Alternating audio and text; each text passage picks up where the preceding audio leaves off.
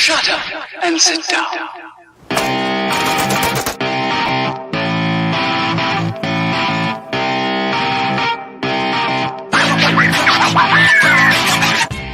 By all means, go for it. Have fun. Just leave me alone. People are coming together more and more and more and more as the government has been failing us more and more. I'm against being shitty to people. You can't research your way into understanding somebody. One way or another, I'd rather have the fight now.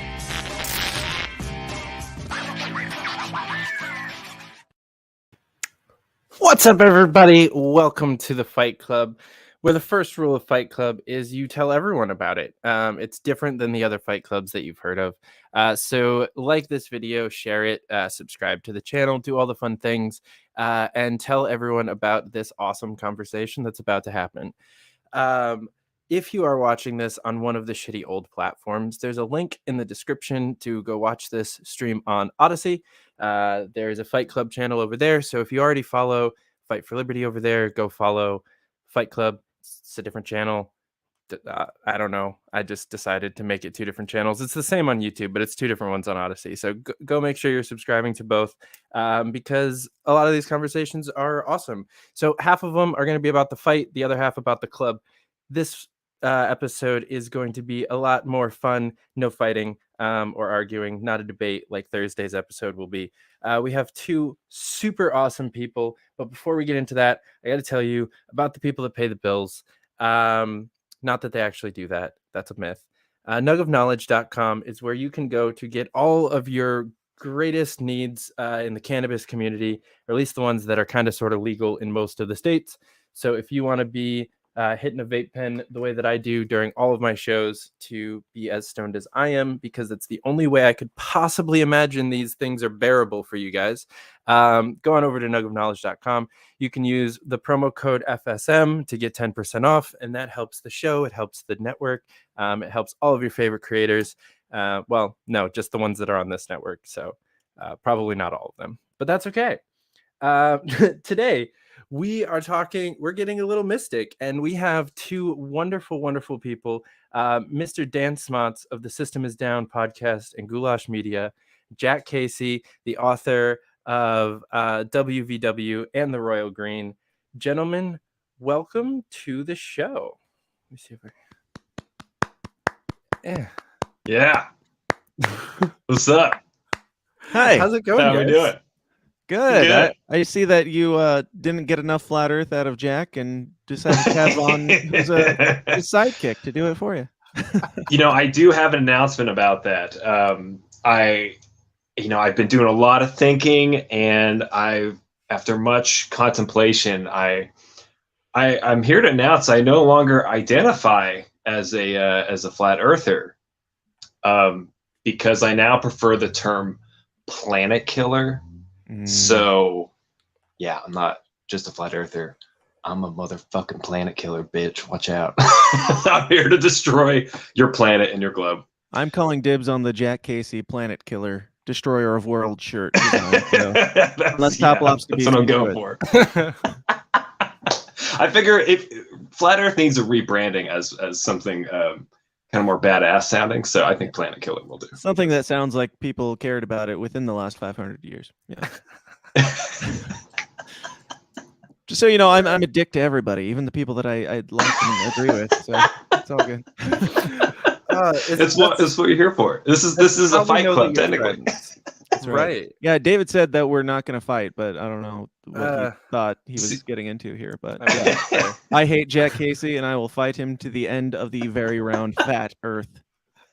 See, I'm gonna lure you out of that flat closet because I know you go in there all the time. Wait, am I supposed to be going into it or out of it? I'm not. You dip in, and I'm gonna drag you out. And so if I'm dipping in, that means I was out. Well, I guess you're. Yeah. This analogy sucks. He's right. Whereas David, we're gonna shove him in there and rip him back out. I don't know how this works. Is it like a disappearing wardrobe? I'm not sure. I've never been in or out of a closet. I know Dan can identify a little bit more with this conversation than I can, but David doesn't even have a closet for fear of people thinking that he's a flat earther or a gay. I live in New York City. The closets don't exist. Right, your entire apartment's a closet, right? Right. Nice. It's an apartment that has like a little desk and a little couch, and it's Nice. home. Just kidding. I'm actually in Houston right now, and Texas is weird for me. Like, it's so spread out, and like everything is like 20-minute drive away from each other. And I don't understand it because I'm from a place where like a 20-minute drive is long enough to not go. Well, I'm from a place where a 30-minute drive is short, and otherwise you're just driving in corn. So the great you get used to it. That's great rare. corn wilds. I lived in Austin for 10 years. So yeah, I know what you mean about Texas. I remember someone being like, "Oh, I'm in Houston. You should come see me." I'm like, dude, that's 3 hours away. That's like I gotta drive.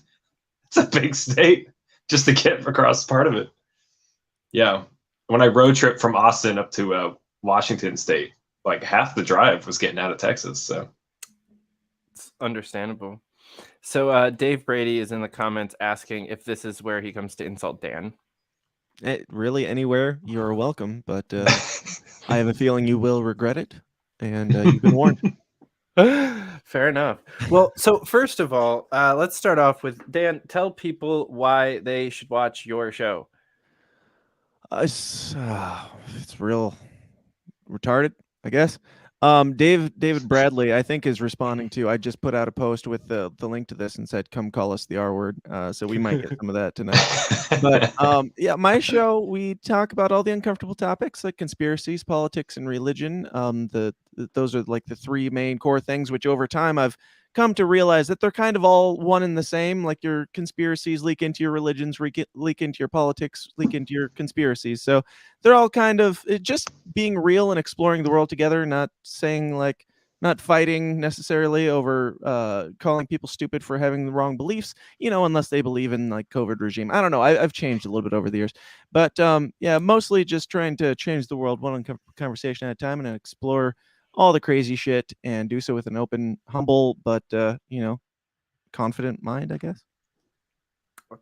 And have some laughs, mostly that. And laughs. Your show is, I think I've watched more of your show than all other podcasts combined over the last month. Nice. Because you keep streaming you stream in the afternoon, and so anytime that I have a day off, you post, and I just happen to be like, well, fuck it, I'm bored. There you go. Let me just hop on there and watch this shit. Not a lot of competition. It's me, The View, and CNN Daytime, and I'm doing okay. Respectable. Crushing it. I loved there was one episode the other day where you were like, I actually posted the quote. You're like, well, before I do commentary on this person's commentary, let's watch his commentary of other commentary. Yeah, there's a lot of that.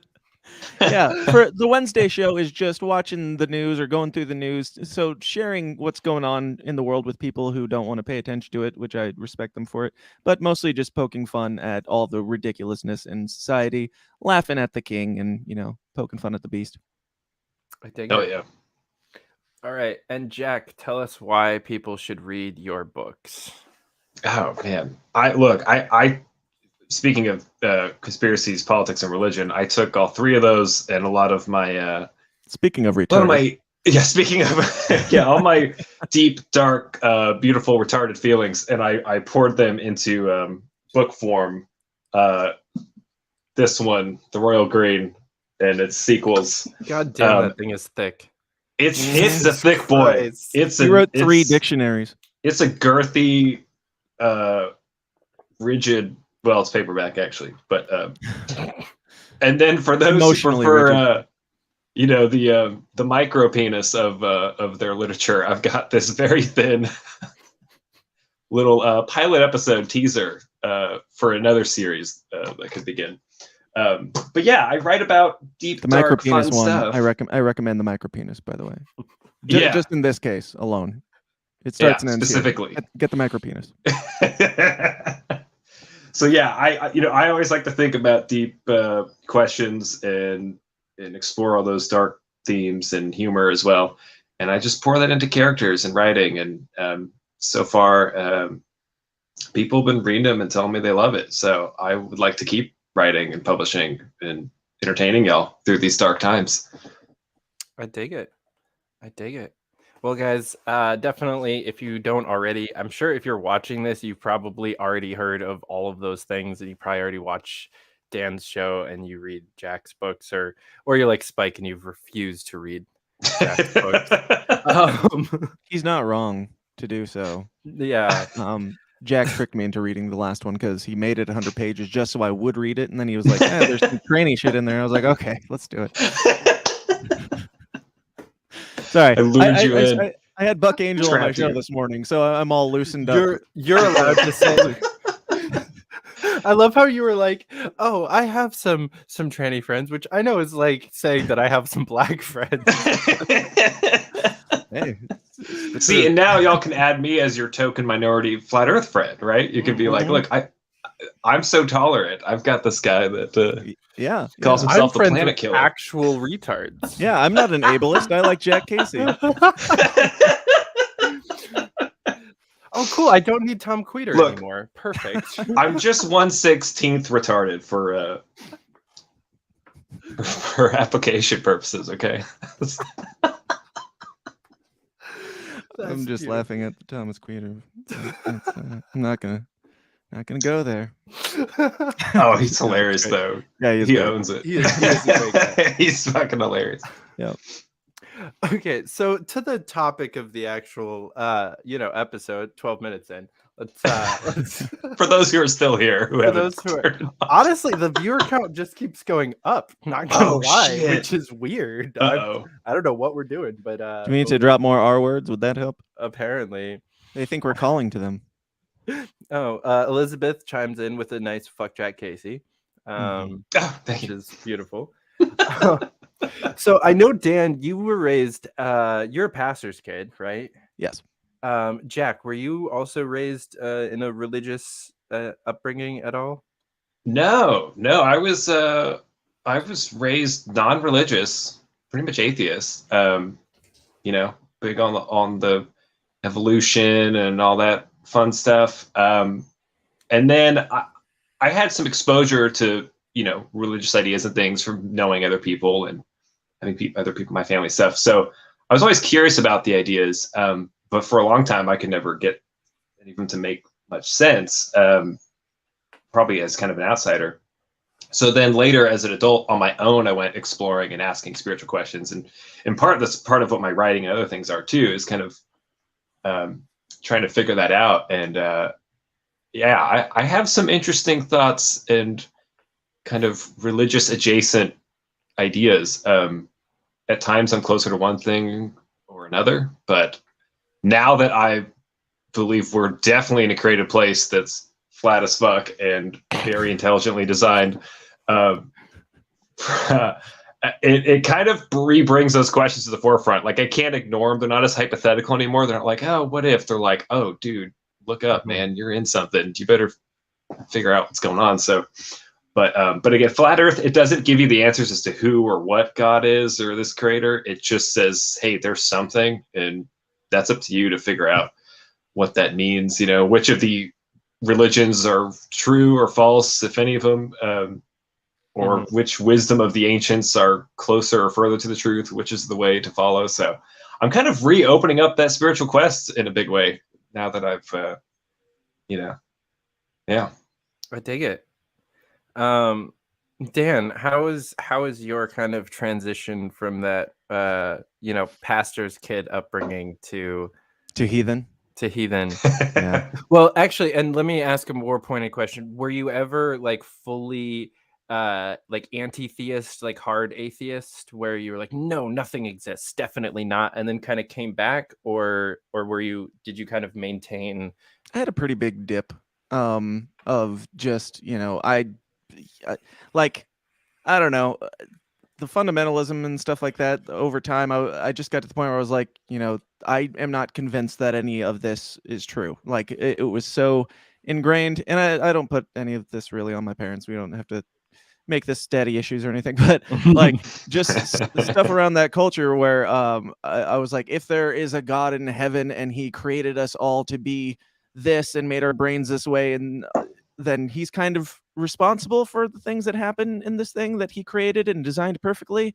And the idea that if that brain comes to the wrong conclusion, you will be cast into a lake of fire forever and ever, amen, just didn't sit well with me. So I, like a lot of the church culture, I fell out of, because I had some experiences, the typical churchy people, and yeah, had some dips, and I'm on what a Christian would call a bit of an upswing. I'm getting even more and more into it as time goes on. Probably same as Jack. Some of it does have to do with digging into the conspiracy stuff, because once you start to be like, oh, I think that this might be true or this might be true, then you start digging into like some of the darker things and symbolisms and meanings and things that, whether or not it is true, like I think that the people in charge believe it, and they're going a certain direction with it, and so it's like that kind of does boost up the religious side of things a bit, and because you're like, well, if this is, well, it's clear, it seems to be a clear spiritual warfare at some level, and I don't get into like the spiritual stuff all that much really on my show, but it seems like there is something going on, that is beyond our understanding, and if there is, then it doesn't necessarily give you the answer, but it certainly writes off atheism and stuff. Like, not everything has to be understood by my brain. And when I came back to the faith, it was kind of like, have you seen Religulous, the Bill Maher documentary, where he's just going around picking at Christians and picking easy targets and being Bill Maher?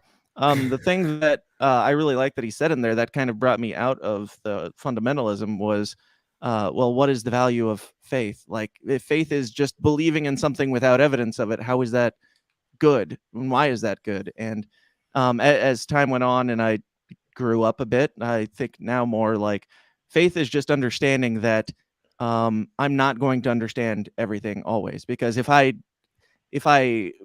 live my life as a Christian trying to completely fully understand God, and I'm never going to be satisfied until I fully understand God, then I'm not going to. If this brain could fully understand what God is and what God's purpose is, I would be God. Like, the creation can never fully understand the creator. So that, for me, that was more coming to this realization that faith is more just humbling yourself enough to realize what you don't know and what you might never know. So I don't know if that answers your question, but that's my speech. Thank you. The end. I feel that honestly, so I had never made the conspiracy theory to religion connection until I tried to debate Jack Casey on Flat Earth a couple weeks ago. There it is. Well, and the thing is, like, the reason that I literally tell people I lost, like, I've had multiple people ask me, like, oh, how'd that go? Like, oh, dude, I I'm told pretty you sure that I day, lost. like, everybody shows up to debate a flat earther thinking the flat earther is it's gonna be easy, but the flat earther doesn't go to a debate without knowing his shit, because nobody wants to put their name on that until they know all their shit. And so it seems like it never goes the way the debater is planning it in that so situation. I wasn't expecting It was a great conversation, though. It was good. It was. I wasn't expecting to like blow Jack out of the water, and honestly, I was going in with kind of a plan to like fake lose and like pretend to be a flat earther for a little bit, just like for the lull. You faked it well, I gotta say. But I wasn't expecting him to connect it to a more on point, like philosophical ideology than almost anyone else I know has. Like, as far as like everything else, like, you just connected it with so many other things, and I was just like, what? Like, no one else that I know believes these things. Of like, everybody laughs at the conspiracy board with the thread on it until you get close enough to see. Wait, actually, shit. Yes. Oh, I'm so happy to hear that. That's what I was going for, because I think, like myself and others who've gotten into that stuff, we have a similar path. Most people approach it not expecting it to ever possibly be true or close to true or serious. It sounds like something people would believe based on sort of blind faith, or not based on any kind of facts or reason. And then it's only when you dig deep and get to the real stuff that you're like, this actually makes more sense than one would think. And that, that's what I hope to do then, is help be another face for like, hey, this movement over here, this thing going on, doesn't have to be as dumb or stupid or crazy as it sounds. Like, I mean, I'm going to poke fun and still have fun with it because it is fun, right? To kind of make jokes and do all this stuff, but just to help show people like, hey, there's actually like deeper, cooler ideas going on here. And honestly, that's how I felt re-looking at, Christianity and a lot of spiritual ideas, because, I knew the parts that I couldn't wrestle with or couldn't get, my head around, or things that seemed too kind of just, out of touch or archaic or fundamentalist or something, where it seemed too much of the man-made religion part. And like it was missing some of the deeper ideas going on in there that were maybe much more profound and worth looking at. For example, you mentioned like, the hellfire stuff. That was one of the major things in my research on Christianity, was to find that the concept of eternal hell and all that was not what the original Christians were thinking and talking about. Now I also, with this flat earth stuff and other conspiracy stuff, we don't know how much of our history is true or not. We don't know how much of these texts are, or whatever, but assuming they're based in some truth or something like that. There's a really cool essay this guy wrote. His name's Andrew Jukes, in like the 1800s. He wrote something called The Second Death and the Restitution of All Things. And he was making the case that there is, in his interpretation of Christianity, there is a hell or place one may go to, but that it wouldn't be forever. That like, it's like either you're choosing to be, to die and be reborn spiritually in life, so that then when your body's, killed and reborn and resurrected, you're already synced up spiritually too. And that people who avoid a spiritual transformation and resurrection, when their bodies get revived, the idea is that they then go to a place of spiritual hell where they are kind of killed and reborn. And this idea that it's not so much that people are in hell forever, it's just that some people will go there first before, it's almost like the concept of purgatory. It's like what the Catholic Church then adopted into the concept of purgatory, this idea that any punishment or pain was a place of instruction or rebirth, or like, something that you either take on in this life to become better, and do your mission here, or else if you put it off and avoid it, the idea was that it was much worse later if you avoided these truths or whatever. So I thought that was a really cool concept. He explains it really eloquently, and made this case because the first Christians were basically, they believed in universal reconciliation, that the reason why God would ever allow things to be shitty for a while, or let the devil win for a while, is if there was a plan to restore and fix everything and everyone. That basically at some point, the gates of hell are, it's empty. There's no one there, because everything gets fixed and restored in the end. So it's interesting that a lot of the early, ideas dealt with this universal salvation, not necessarily everyone being spared from consequences or pain from error. It wasn't a complete, get out of jail free card, but just this idea that the ultimate end goal was the restoration of the whole universe and every soul, even the rebel angels and stuff. So it's really cool to put it in that context, and then think, oh yeah, okay, then maybe that's how you could justify a God who temporarily allows a certain amount of evil or something, because if the long-term goal is to fix and restore everything, and that's part of that process. But that was one of some other cool ideas. The other one that I was exploring, and I can shut up as I can pass the torch again, but I was the idea of God being a goddess, and female imagery and pronouns used in Jewish and Christian texts that is often overlooked and not talked about. The idea of the Holy Spirit being the divine feminine, and she, and this dove, coming down and taking.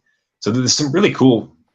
Enough of the identity religion. Jack. Yeah. Well, so pronouns aside, I want to hear from you guys, because I've been on a tangent. No, I'd like that, and I agree with you on pretty much everything, even though I just forgot all of what you said. But it's yeah. You have faith, though, that what I said made sense. Yeah. Yeah, I do. I have faith that God will provide as is needed in this conversation. But I don't know, the whole hell thing. Like, I think more so. Did you guys watch The Good Place?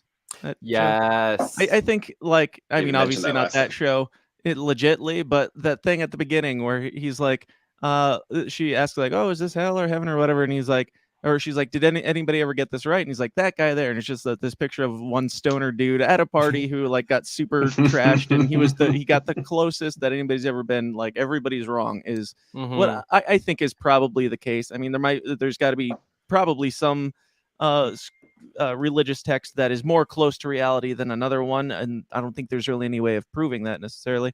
But I would guess that it's mine because I'm an American. But Of course. I think more than likely, like the whole concept of heaven and hell is probably going to be like this M. Night Shyamalan twist at the end, where we're all like, "Oh shit, we didn't even think of that one," like because we're like all debating over what it definitely is or definitely isn't, and it's probably none of those things. And I think it could be separation from God. Maybe that means here, like as far as hell, maybe that means it was kind of a C.S. Lewis thing where he thought that it was like just being without God, or maybe annihilationism, or like you just go to nowhere, and which I find that one hard to believe. Maybe your energy recycles. Like I don't know, and I don't think I have my biggest issue with Christians that get hung up on what they know, and not like know what you know and stick to that. But if you like keep your mind open enough to know if you're wrong, because like what are the odds that any of us have this figured out? As far as like what happens after you die, none of us have died, so I guess we'll find out. So like a splitting up or arguing or being thinking somebody else is heretical for having a slightly different view is like fucking politics. And like maybe we're all wrong, maybe we're all right, we don't really know. But if there is a divine creator that made us all in his own image, I bet he's a lot more merciful than we give him credit for. Amen. Right. Yeah, so like I usually sum up my philosophical ideology to say like there are two completely unanswerable questions in this life. One is where did we come from? The other one is where do we go when we die? And if you base your life or your personality or your connections with other humans off of someone else's answers to one of those two questions or both, you're a fucking moron. Like, yeah, you're given this tiny fragment of time here, and you're worried about what's in front of it and what's behind it instead of actually caring about what's here and who's around you. So. Yeah, which is why I'm just as annoyed with like anti-theists as I am with like obnoxious Christians. Because if you spend especially because a lot of them are kind of annoying about it, where they'll like shit on anyone that is religious on top of it. So not only are you basing your entire life off of the least likely answer to those two questions, because I figured it all out and it's nothing. It's nothing. I promise. I figured it out. We have no purpose, no value. It's nothing.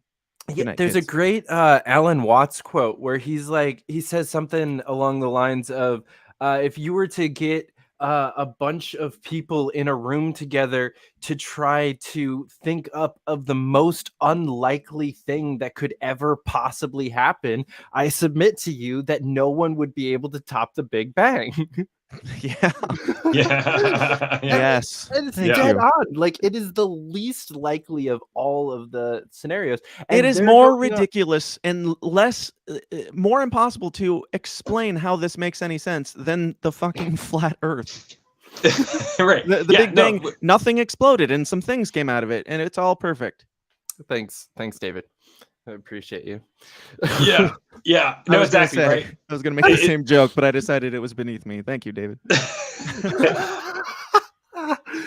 But yeah, so if you are not only like basing your life off of the nowhere and nothing answer, but you're also like shitting on other people for having a different answer to that question, like get a life, bro.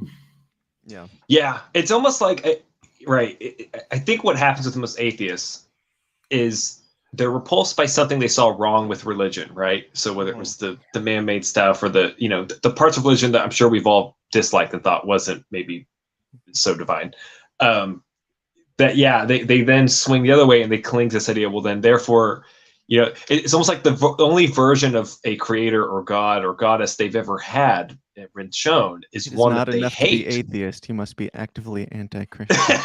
Yeah, and so exactly, and so they would rather believe in nothing because they know that the version of that sucks that they've heard. Whereas, right, like we're all hoping for with our various interpretations, maybe this God does exist, but it's way cooler and more loving, and things are way more awesome than the kind of watered down or twisted version of it that religion sometimes offering, right? So it's sad that those two extreme, they can't see like, well, maybe there's something else here that's being missed, and that's part of the whole point of this journey is, right?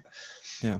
So I will say that I do not believe in a like sentient being of any kind, like a creator, as a sentient being. You tell me you don't even believe, you're not even woke enough to believe in Jack Casey's female recast reboot of the Bible? A super alpha female goddess. So hold on, who built the dome cages, Joe? Who built the I have no idea. Well, so first of all, I am not a flat earther like you. Yet. Fair. So I don't have to answer that question. But honestly, let's circle back. Honestly, the easiest way for me to describe my philosophical like beliefs is somewhere close to the Force from Star Wars. Nice. Yeah. I dig it. In the most like tangible way. Like I am a fan of people like Terrence McKenna and Alan Watts, even like Russell Brand, and like some people like more along that kind of line of kind of a combination of Eastern philosophies. I brought out your deity so you would feel more at home. Thank you. I appreciate it. May the Force be with you. I'm also with you. But yeah, I think in not a like sentient like controlling being, but I believe in more of like a collective consciousness kind of thing where like I think that if you do good things will happen to you, not because someone like saw you do good things and was like, hey, that was nice, good job, buddy, but just because like that's how, like when you put positive energy out there, it makes more positive energy out there and it will return back to you in a positive way. I'm still not like, but to my earlier point, like I don't know the answers, and so I'm not exactly like hardcore on this. This is just like how I choose to like go about life is like along these lines, because it influences enough of a moral code to make me like not a piece of shit. Because I honestly feel like if I was ever actually a full like anti-theist atheist, I would probably just be a nihilist and be a completely worthless person. I would just like throw my entire moral code out the window. So like this allows me to like have a moral code and go about life. But yeah, I don't know. I just don't know that because there is that question of like, if God exists, like why does he allow like all of the bullshit to happen? And that's why like I can't believe in like an powerful, like all knowing kind of thing, because like the world is way too fucked up. Like, if there's a creator, he's a dumbass. Like, I guess that's so. I choose to not believe in a dumbass creator and choose to go more the like. I don't know how we got here, but we're like sharing the Force. Now, my response to that would be, I totally get where you're coming from, and I exist there much of the time.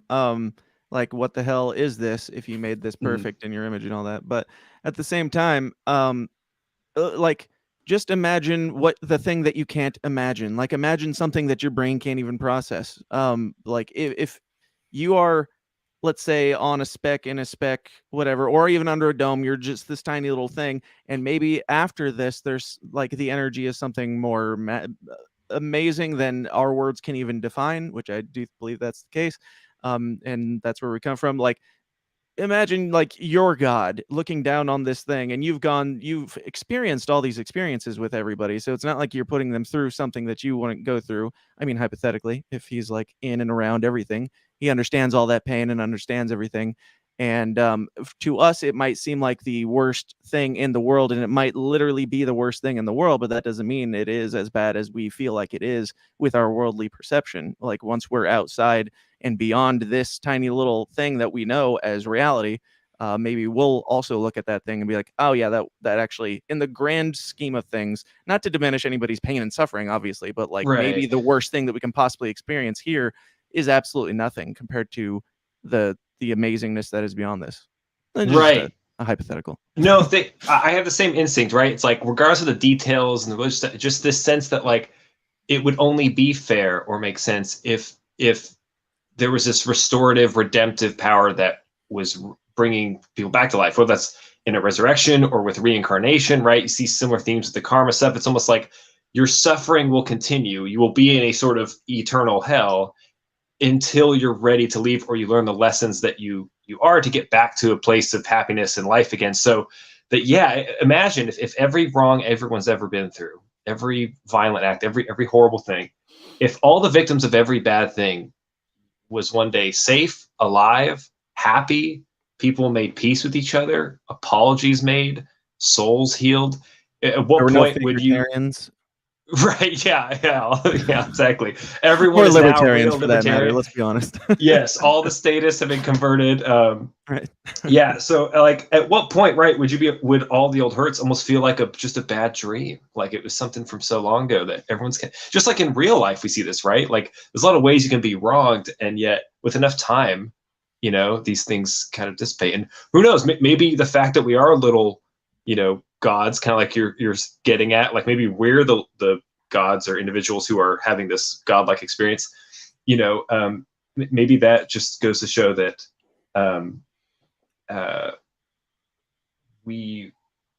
it's up to us when we're ready to forgive and let go and be happy again. Like if anything, God, this creator or intelligence, if there's one above us that made all this, seems like kind of an anarchist, right? They don't seem like they want to show up and intervene and stop people from doing anything. It's kind of like, hey, y'all figure it out. Just take as much time as you need. How many lifetimes is it going to take for you to figure out how to be happy and be a better person and live better?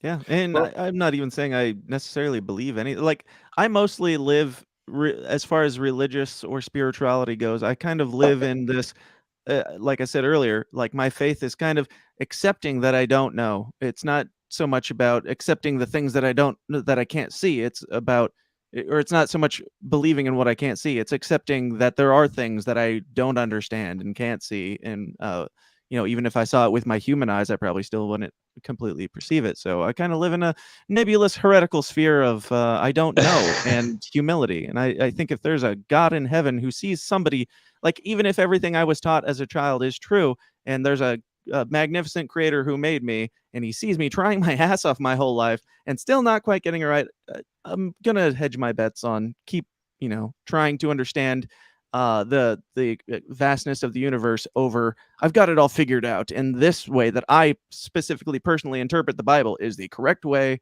and that is the God, and God said it, I settles it, whatever, or God said it, I believe it, that settles it. I really like how you phrase that about how you're saying acting on the faith is more like, right, it's not a confidence in something that you don't know or have reason. It's like you're saying it's a humility to accept that you don't know everything and therefore aren't trying to assert every other detail. You're just like, trust that those other details will be revealed at some point, how it all works, but that the fun, and I think this is what I believe and agree with, that fundamental premise that there is an intelligence that began or made all this, and this intelligence loves us and is going to is helping us heal or learn things. I think, even if it is the Force, like I mean, we put our own like terms on these things, like nobody really thinks, well, maybe some Americans do, but nobody really thinks that God is some dude sitting on a cloud in the sky with a long white flowy beard. That's a completely fabricated thing. I don't even think the Bible thinks that. That's what's funny too, is when you look at some of the scriptures, things like a lot of what I call like churchianity or like standard issue Christianity has a lot of like extra appendages and things we've all kind of put on there and stuff. But you read some of this stuff and they're much more like higher concepts and ideas that, regardless of how much is man-made or true or untrue, it's like there's something true or wise in there about this idea of like the name for God is supposed to be just I am. It's just It's just a statement. It's I am. I exist. That's the name. And like not old beard man in the sky, you know, Right. like it's just an intelligence, right? That was frankly something I struggled with as a kid. Like, so there's all these different gods in different religions, and ours is just named God, and that just happens to be the right one because his name is God.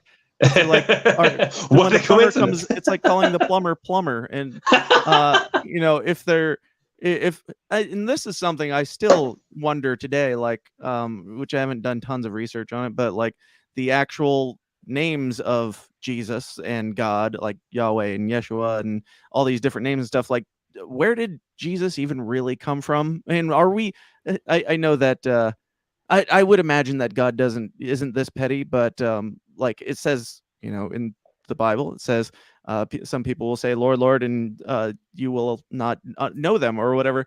You know, we're going around calling God God as though that's his name. It doesn't seem like a very personal relationship if we're calling plumber and not calling him by his actual name. I don't know. Right? Like when you pray, you just be like, look, hey, what's up, bro? So here's the thing, you know, Yeah. like I think this is where I think Christianity has some, this is where I feel like there's some real truths or wisdom in a lot of these ideas, because the idea that, right, that the you know, other ancients believe in these very distant, kind of impersonal or sometimes kind of crazy, like, you know, gods and things. But the idea that a being who's with you at all times, this kind of inner spirit, and someone you can talk to and feel safe in approaching, because you're no longer, you know, worried about getting obliterated or something. You're like, this is someone who cares about me. Of course, they want to hear what I have to say and know what I'm struggling with and whatever else. So, Not only is it plumber, right? I'm just gonna go on a little rant here because I'm with you on this one. Not only are they calling the plumber, but they're being like, "Hey, plumber, thank you so much, plumber, for fixing my sink, plumber. It's been a great sink, plumber." Oh, I can make Christianity culture jokes all day long. I know. It drives me nuts. Yes. And I noticed my dad has started to do that more. Really? It's interesting. Like, Dear Heavenly Father, thank you, Father, for Father this day, Father. It's so Heavenly Father, I thank you, Father. Amen. Super personal. Yeah, people's faces you, off. You sound terrified, man. Yeah. Oh, and even a little homoerotic. Yeah, I think there's yeah, of course, daddy this, daddy that. Yeah, listen, yeah. No, I'm with you. I think that's why, like, again, even the word, like, names for God, even the idea that Jack father, just wants God to be a woman so he doesn't feel so gay. Listen, we're gonna work our way to God as a dominatrix. No, but we're starting with. No, I mean, that is a religion I can. Well, you know, if you read some things God supposedly says in the voice of a woman, it's very terrifying, very exciting. But there's definitely the idea of names of God. You see, I'm getting now. No, but names of God, even names of God, right? Like I said, the Lord capitalized. It's not even the word Lord. It literally is the I am. It's I am, right? And then even the Almighty. There's translations that show that as being like the Almighty breasted one. Okay. Ooh. Again with the female imagery, like this is why nobody pays attention to religion. That's the real conspiracy. The Catholic Church went in and took all the boobies out of it, and then nobody cared anymore. So regardless of, like, you know, all that stuff, just this idea that there's so much more to these translations and these ideas, and who knows, right? We don't know how much of history is real. We don't know how much we've been lied to about so much else, especially when you wake up to other conspiracies. There's a party just is like, all right, I'm throwing all this out.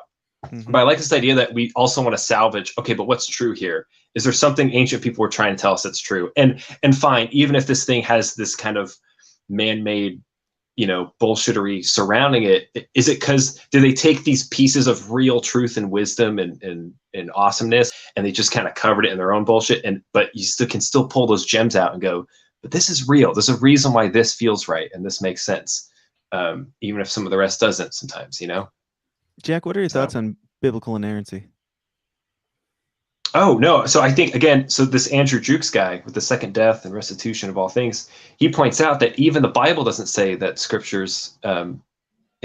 So here's what's amazing, right? This, again, another Christian concept I really like is that, you know, you know, Christ shows up and says, I am the word of God. Mm-hmm. And basically keeps telling people, get your head out of your scriptures. Your scriptures are not the word of God. The word is this living being, a relationship, right?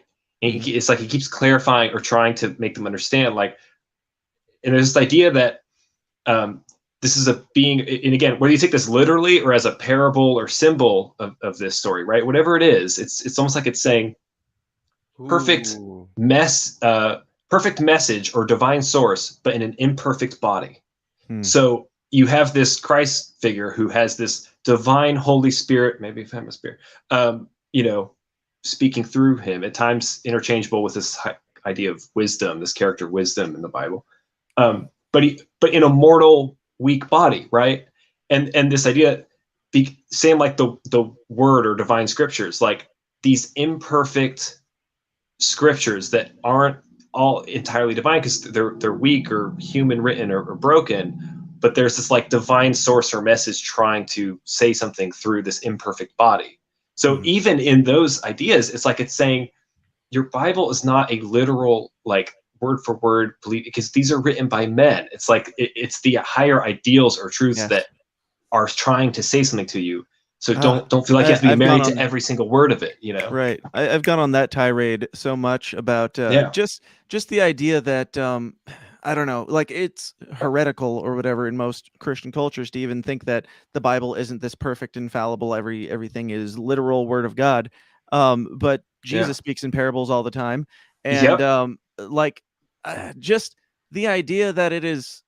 Well, it says in the Bible, nothing will be. This is the word of God. Nothing can be added or taken away. But that wasn't written in English. So you added something or you took it away. One of the there's so many things and that they aren't added even so many things, and they took so many things away. Yes, and it's like and historically provable. And it doesn't mean that I think that the Bible doesn't have value or isn't the word of God. I think if most likely it is.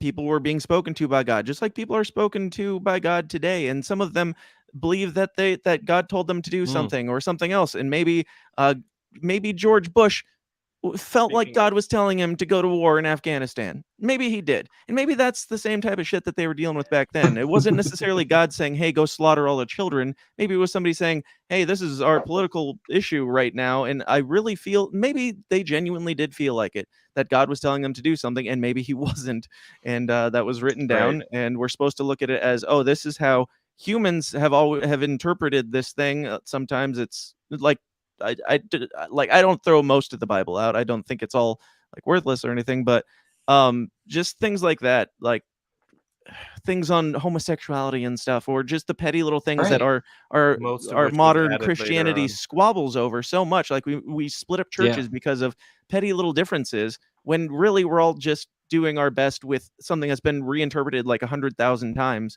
and assuming that it's perfect. Yeah.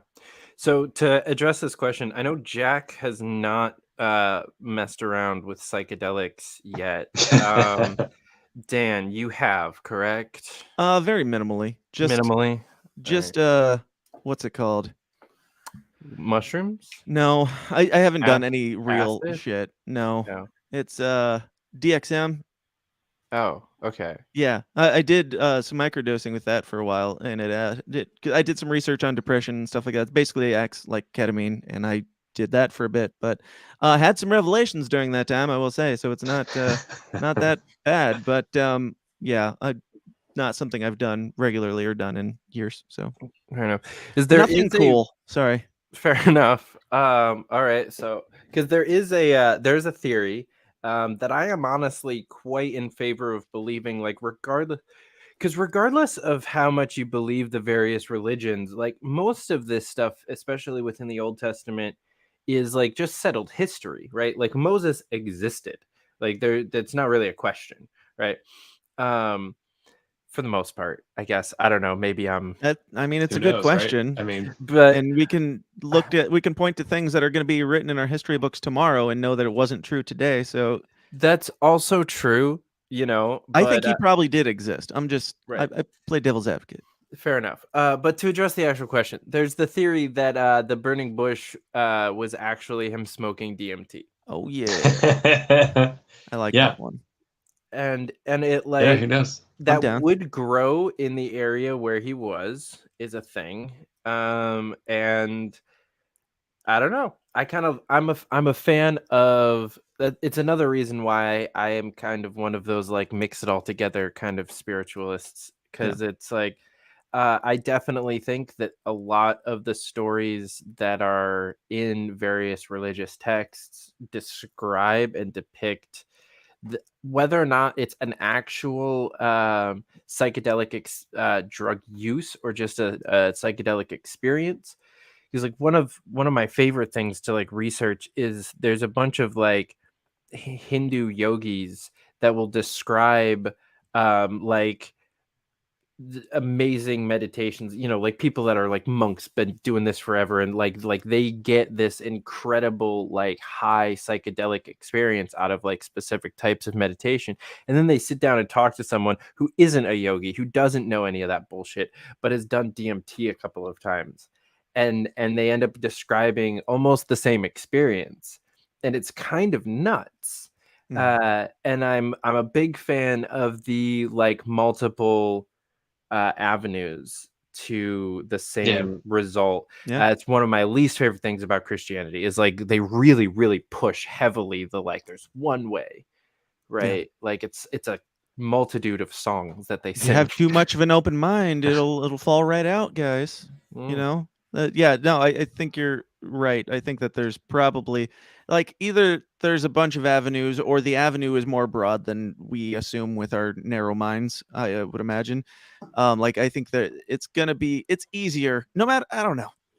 I mean, sorry, I'm jumping around because my brain goes back to like the scriptures that say like the road is narrow and it's basically difficult to get into the kingdom of heaven. It's like, then what's the fucking point of it? Like, what is the point of any of this? If it's like, yeah, you probably won't get there, but good luck. Like, spend your whole life trying. Okay, well, all right. So yeah, I think we're probably all wrong. We're either all wrong or more of us are right than we think, but most likely we're all wrong.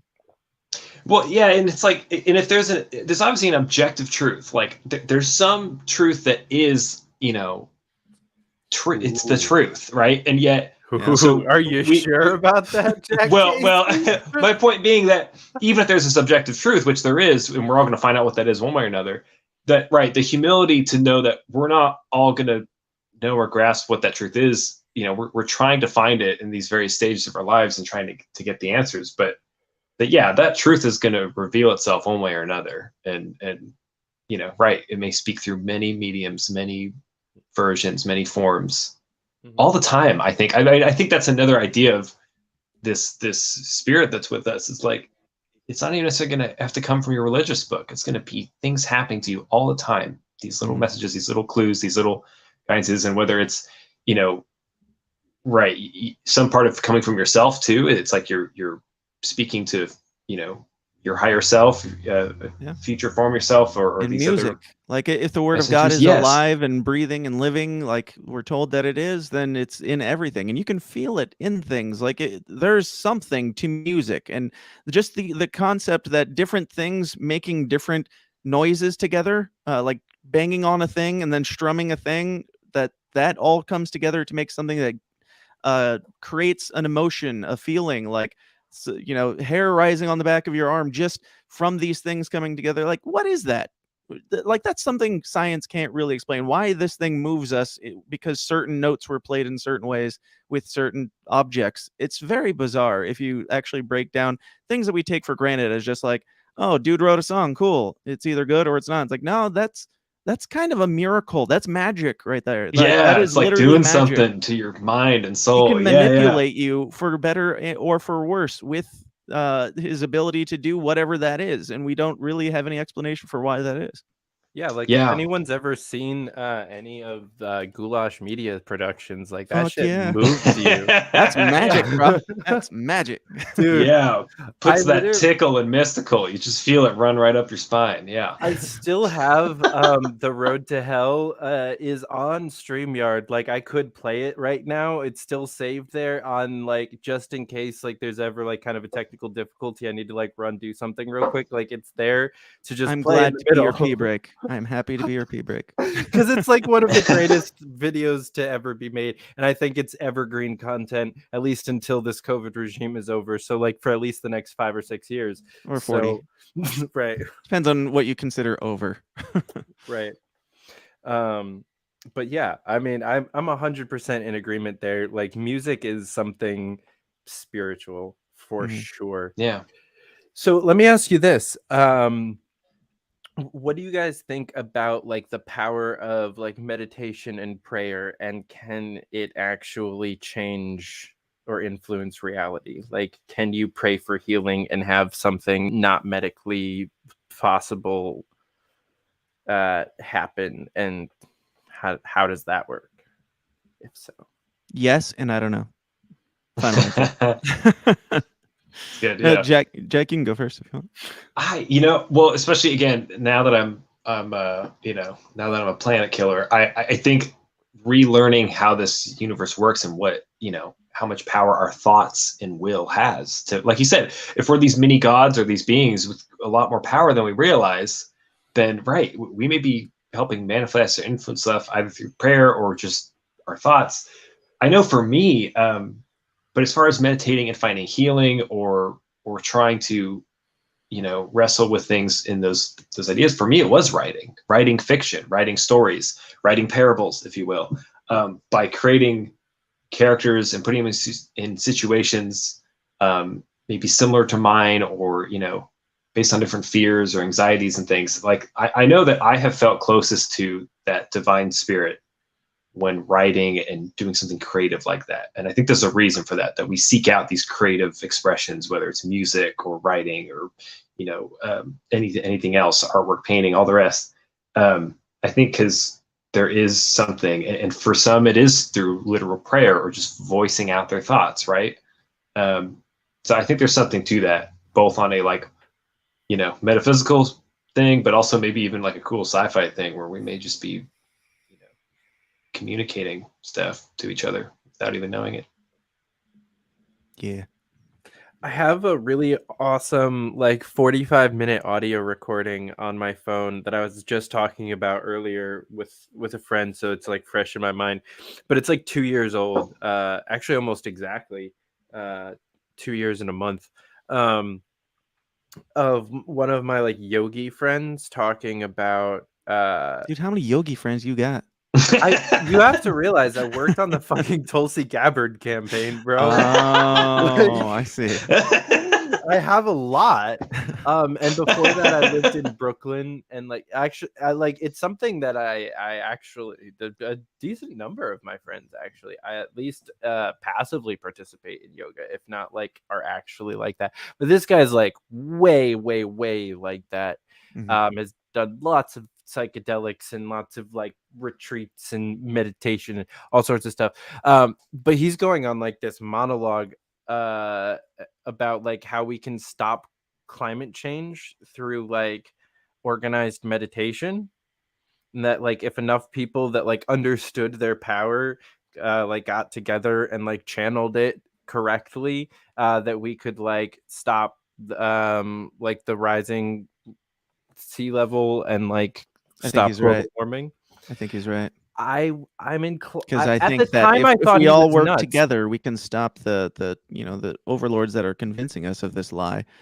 Yes, thank you. Yeah, I was gonna say if I believe climate change is real, yes, but I agree. Yeah, I think you're right though. We have the power to change. I think that's why the elites, the powers that be, that's why they're so scared of us figuring out how this world works, because the moment we understand what's really going on, it's over for them. And whether that's through our actions or our thoughts or all the rest,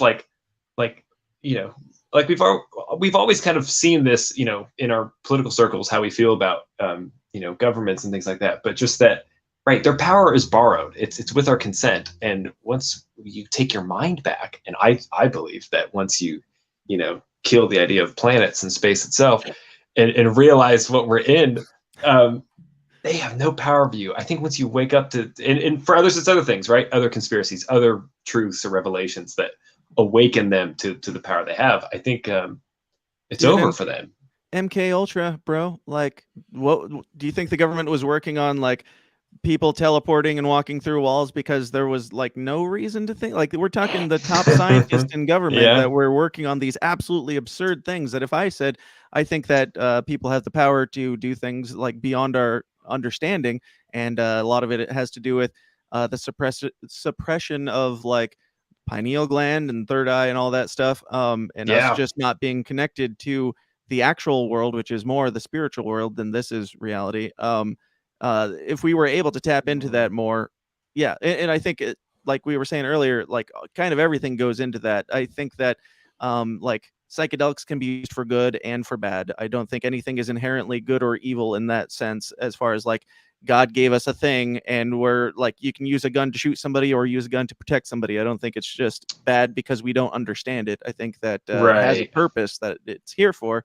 And yeah, if the government believes it, if they're like supposedly no longer, like it's totally shut down, I'm sure, but they definitely did at one point work on these absolutely crazy things, and they were convinced that they were real. And now we've got things like, I don't know, CERN and all sorts of fun stuff that defy real explanation unless they believe in something beyond this world too.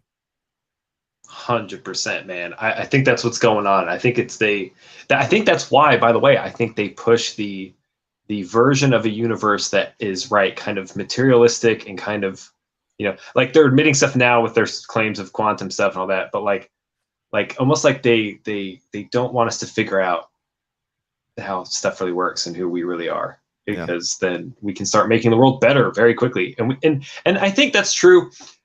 I think that's always been true, even in the sort of atheist materialist world. Same with the religions and philosophies. Like I think, because I had the fortune of growing up without religion, that I already believed in higher concepts and ideals and truths about humanity and right and wrong and justice, in the sense of like what's good for human existence and those symbols and things. And so it's not that we would need the spiritual component to have these like ideas of, well, we can take action and change the world and better it, but just that once you know that, right, it's like basically we all have these superpowers we didn't know about in some form or another, like that once you figure it out, it levels the playing field again. Suddenly we're all free to be what we want and be kings of our own kingdoms and masters of our own universe. In some regard. In that sense, we are gods, Right. If we realized how much power we could have, we would suddenly realize how little power they actually have over us. How little authority they, like, their words and documents really mean. If we realized, if we realized that you are the power. Yes, exactly. Literally. Powers. I just want to levitate and like turn Super Saiyan. That's all that's all I'm holding out for, is something like that, right? I would like it to be that literal, but yes, if it's just figurative powers, we'll see. But yeah. So one of the reasons why because like the question I asked you, Dan, like whether or not you ever went into like an anti-theist kind of mindset, I never did. Like I never stepped into that really at all. I never even considered myself like an atheist. So I like walked away from the church for a while, but like originally, and I still like believed everything. Like I was still a young earth creationist. Yep. So all the way, like fundamental, like young earth creationist. But I believe that God was just an asshole, and I like didn't go to church, and I thought Christians were dumb. And I was basically like, that meme of like, if you're gonna go to hell, might as well go a hero or whatever. Like I was kind of like riding that train. And then I found a church in Manhattan. It's called Lower Manhattan Community Church. And they first of all, I found this church in a very random way, like just really like happenstance, met a group of people at a bar that I didn't go to very often at the time, like just invited me to church the next day, never talked to them ever again, never saw them again, but I started going to this church.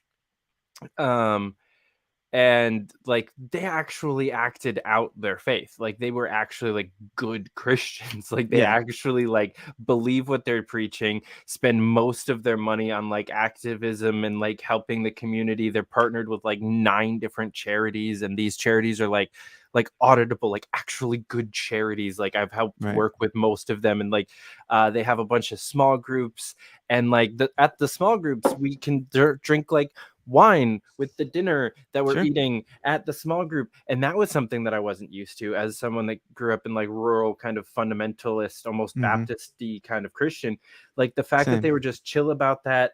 I went to the men's retreat very shortly after I started going there regularly, and I walked outside and like smoked a joint with a couple of guys Nice. that I then Based. became like really good friends with. One of them I'm actually gonna go stay with for like 3 days when I'm back in New York City in like 2 weeks. So they're like real just, dudes. yeah, like just awesome people. Yeah. And so that kind of brought me back into the faith. And so when I kind of came to these other realizations of like that I don't believe in like the one path or the one way or like the efficacy of the Bible itself, I still like I've seen these people who actually believe in it, and I've seen it work. Like I've seen things that can only be described as miracles throughout multiple times in my life. And so like I could never go the way of the atheist and be like, nope, none of that exists, because I've just seen way too much evidence of God. It takes more arrogance to be like, yes, Right. all these things in this world that I see around me that I can't really explain how they work, but I understand how all that works just fine. And there's nothing there, guys. I checked it out. NASA showed me pictures and it's not there. No baby Jesus on a cloud. Sorry. Yeah. It's amazing how literally by their fruits you'll know them. And what is it like where 2 or 3 are gathered, you know, and this idea of like you're sometimes, you know, our concept of what churches are, it may just be wherever there's love, wherever there's people and friendship and this Community. holiness in the of what's going on, and so many different forms, you know, like husband and wife or friends or, you know, parent and child, whatever these different relationships are. It's like it's amazing how much we all kind of sense or know what's there. And I think even atheists in atheist world, you know, they will describe it as something else. They'll be like, oh, it's this psychological evolutionary thing, the benefit, whatever, you know, they have their version of trying to explain what they're feeling and going through. But I find it interesting, by the way, that you both grew up in a religious setting, had your sort of, losing your religion, but kind of found your way back to it, but in such a way that it's different or changed. You know, it's like you had to leave what you knew to then find what you now believe. It has to be your own. And it's funny. Yeah. And I think really that's be a healthy taught. thing always, right? Everyone's got to go through that, right? To think for yourself and to find for yourself. It's funny that in my case, I grew up pretty much atheist, maybe you could say agnostic or kind of like ambiguous, but certainly atheist, evolutionary, you know, all that worldview. That for me, that was my losing my religion, especially this flat earth stuff lately. Like I always had hopes or ideas for what God could be or what that meant, and a sense that there was something more, but I didn't know how to figure it out. And but to lose my non-religion basically, and yet still not necessarily join the official religion side either, right? Like I don't go to churches and things. I my views are too heretical or alt Christian or alt something, you know, to fit in. But like we're doing right now, this feels like this is church. A community. This is church. I used to do a thing on the Systems Down a few years back. It's been a long time since I've done it, but I did a bonus show where it was literally just I'd open up a Zoom call and just invite whoever wanted to come on.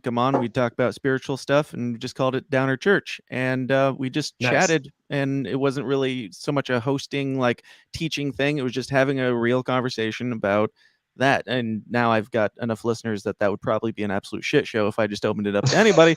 But yeah, it was fun, and it was cool. I think that the top, if not the only reason for church is the community. It's to have a group of people around you that you can trust to be real with. And if you can't be real with them, then they're not a community. Like if you're putting on a mask or putting on a suit that isn't really you or something to present yourself there, then you're not being real with them. So that's not a community, in my opinion. And it could be argued that it's not even a church. But if you can go and be real and experience I used to think that worship was a kind of corny kind of stupid. Like, we're singing songs to Jesus. Isn't that a little strange? Like, he's the creator of all, and we're just like, I wrote you this bad song, and I'm gonna play it for you on Sunday, and the 5 people are gonna play tambourines or whatever.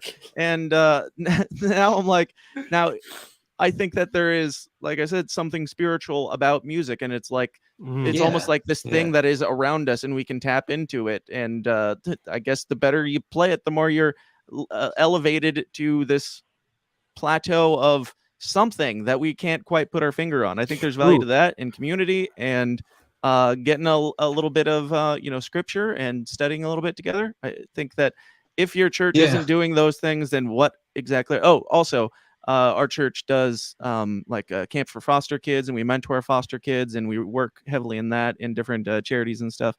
And like, we're a tiny church, and the amount of work that we've done in the foster care system is like incredible. It was like their 3rd year as a church or something. This is like right when we first started going there.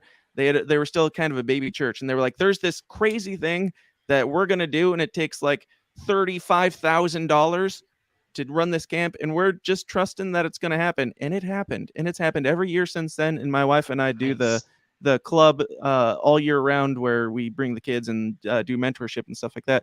So seeing stuff that is literally impossible on paper come to fruition in this amazing community of real people, it's great. It's great. Nice. I will say that I don't. I agree with like so much of what you said, but I'm going to push back on like just a little bit of semantics because I'm autistic, right? Do it. Because you said that like the better that you play it, the more you're elevated. And that was mostly a joke, but I know that, but I also think it's true. I think that it's more the better you play it, the more the people you're playing it for are able to be elevated. Like the better it is, the more that people are able to like connect with it and use it to like I think your skill is more conditional on like how well they worship, not necessarily like on you. I think that's a problem for a lot of worship leaders, is that they think it's the other way around. They think like the better they play, like the better their mansion looks, and I don't think that's anything about it. No, I agree. I think that the purpose of talented musicians taking that position, I think it's an important leadership role, and you're like, if you look at it in the way I described it, of like you could say, oh, we're playing songs and we're gonna make people think about Jesus harder or something. I don't think that that's it. I think it's more like this music has some sort of power. It's some sort of ability that we can't even fathom, I don't think.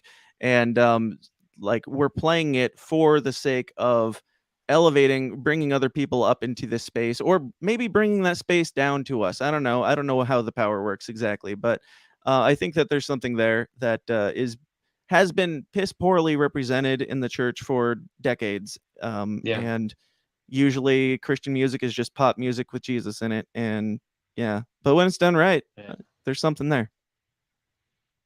Yeah. Yeah, teach their own, right? It's like, look, if there's some people finding what they need in that, okay, to be the most charitable as possible, like, okay, then maybe that's what's working for them. Okay. Yeah. And they're free to stay there, right? And then, but for people like us, those who that wasn't giving us what we needed. And so there's a reason why we didn't go to some of these places or stay in them, because it wasn't giving us what we needed. And we find it in other ways, with other people, with other communities, with other stuff. So I like that sort of anarchic freedom of spirituality, where, like we said, that all the paths lead to the right place. Some may be longer and more difficult than others, and not, some may take you on these side roads, but the truth in that being, or that love that's in each of us, it has a magnetism that's pulling us towards them. And I like the idea that God wins not because let's say she makes that this is a God who believes in your consent so much, is such an anarchist at heart, or a non-forceful being, that they believe in just being so unbelievably attractive and beautiful and smart and loving and awesome, that that just, who can say no eventually? Who can hold out and be stubborn and rebellious against whatever the truth or righteousness and all these other things are, when at some point that is the most beautiful thing you've ever seen or heard with music or whatever else, and you just get pulled towards it, or you go towards it because it has its own magnetism or its own attractiveness that you can't resist. And that's like a sort of, I think, a very libertarian. This is why I think the only version of the divine I can believe in it is one that believes in that consent or free will, and that confidence that they'll win you over in the end. You know, they don't need to make you. I'm gonna make anarcho-spiritualist a thing. I like it. I like it. Honestly, I owe a lot of my kind of philosophical beliefs. I mentioned like a lot of the people that I listened to, but like the person who got me into that, That's me. Up. Let's role play. The people that got me into that is Livy McKay and her husband Dimitri, and we've just I lived with them working on a business project for about 6 weeks, 7 weeks, something like that, and we just had so fucking many debates and arguments. And like, we were in Colorado, so we had like copious amounts of cannabis, and I'm not supposed to talk too much about how much drugs we did there, but we did some things and talked out like a lot of philosophical stuff, and they kind of just like between the two of them, over multiple conversations and like some other friends that were there, just broke down every bit of my ideology. Also, another friend of mine, Zach Josephs, who is also part of that crew, he's Jewish, but like non-practicing, but he was raised Jewish, and so listening to him kind of explain some of the more like old school Jewish stuff that leans a little bit more towards what we're talking about, the more like kind of God lives in everyone kind of spiritualist stuff, not like the super religious or like legalistic version of Judaism that seems to be popular nowadays. It was very interesting, and between over those like 7 weeks, they just beat the shit out of like every philosophical belief that I had. And at least broke, and like the ones that they could broke down, and like now we're where we are, because I was able to defend like a lot of the rest of it, and like I don't know, like I'm still obviously so you had like a literal deconstruction process where they're like pounding away at your wall, and you're like, oh, stop, Jesus, save me. Yeah. They marched around you 7 times and blew their trumpets, and you just came crumbling down. Well, so I already didn't consider myself a Christian anymore. I was already like on the way out of there. So actually, so I stopped going to that church when I moved to New Hampshire to work for Tulsi. So I went straight from like that really great community to an equally amazing community of Hindus and like Hare Krishna, like basically people, a few people on that campaign like had been living that out like their entire lives. Like I had a friend who had like not only doesn't drink coffee, but like has never drank coffee ever. And like Tulsi's the same way. She does not drink coffee. Hare Krishna, it's like a subset. I mean, not drinking coffee. Is that I don't know much about Hare Krishna. Well, so it's part of it, because even like coffee is heavily caffeinated, which is caffeine is a mind altering substance, and so no, not allowed. Yeah, gotcha. And so like nothing, like no caffeine, no soda, no like there's a whole bunch of lists. They're all vegan. Like it's nuts. Sounds awful. No, but like the religious side of what they were talking about, and the thing is, Tulsi is like a globalist chill. I mean, yeah, but But she's like kind of like mostly Hindu with a little bit of Christian thrown in there, and it's an interesting mix. And I didn't know that that was a thing back then, and so I like talked it out with her and some of the other people on the campaign of like, well, how does that even work? And got into some like very deep conversations on the campaign, and that's what kind of broke down my like there's only one way. Because I guess I figured out that like Eastern religions had an answer for all the Western religions, but none of the Western religions had an answer for the Eastern religion. Like if you ask a Christian, like, how does this thing in Buddhism work? Like why were they able to like be healed from a disease, even though they weren't praying to God? A Christian has no fucking answer. Yeah. But if you ask the same thing vice versa, they'll be like, oh, well, I mean, it doesn't matter that they were praying to the wrong God. It was still like, you know, it was still cool. The like charitableness towards the other ones. Yeah. Or a Christian might just say, oh, that's demons taking on.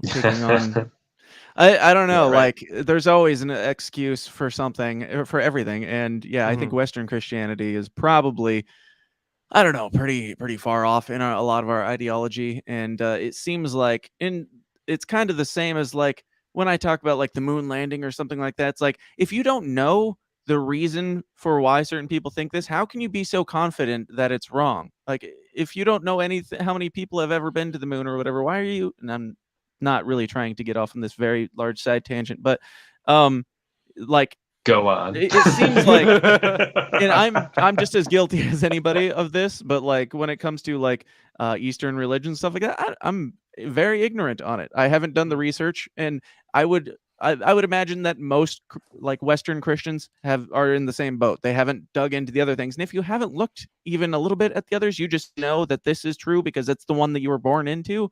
Like that, I don't know. It's like the weakest form of faith imaginable because you're just you're just believing it because it's the easiest current thing. It was there, and if you have to do some research into something else, you might have to, challenge yourself a little bit, and that's heretical. And if the freaking Western churches basically teach that, or it's like seeds planted that if you're like looking into other religions, then you're probably going to go to hell if you die. So don't do that, and that's how you know you're wrong if you don't want them looking at the alternative.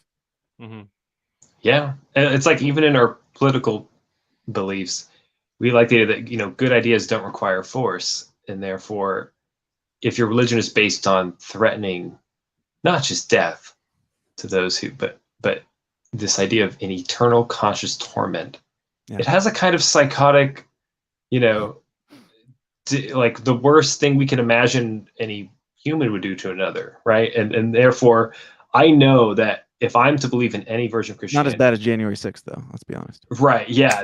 Yeah. Exactly.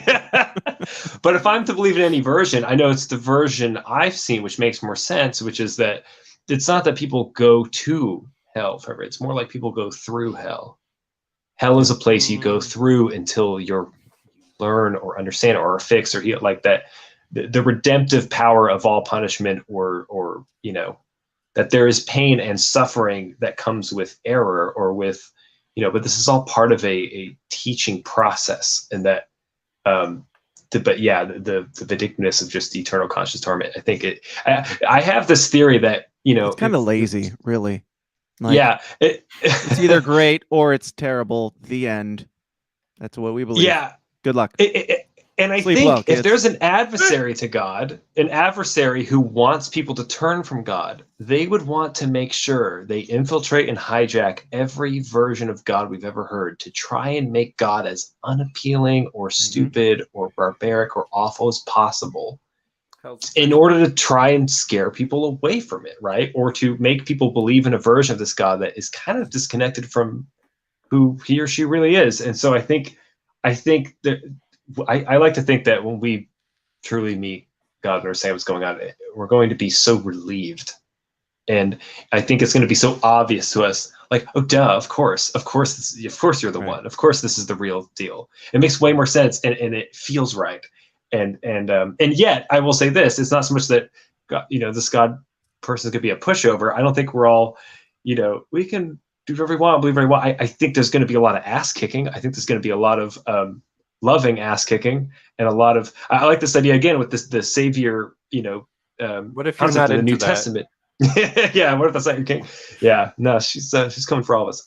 No, but I think the idea that that's what I love in the Christ figure is this guy who's dropping just ruthless truth bombs, like literally, maybe hell is just verbally roasting people, right? I mean, just crushing and destroying religious officials, people who just are being hypocritical as fuck and don't know what we're talking about. I mean, the idea that God is, on the one hand, fearsome and ruthless and dangerous with how unyielding to the truth they are and willing to call out and be honest about everyone's bullshit, and yet redemptive and loving and healing. So someone who will both stab you with the sword and kill the monster in you, then rip that sword out, heal your wound, and bring you back to life and say, all right, now get up and fight with me. Like this idea that someone who is your worst enemy when you're wrong and your greatest friend and ally when you're back in the right. And that's like a true friend. That's someone who is not afraid to call you on your shit and also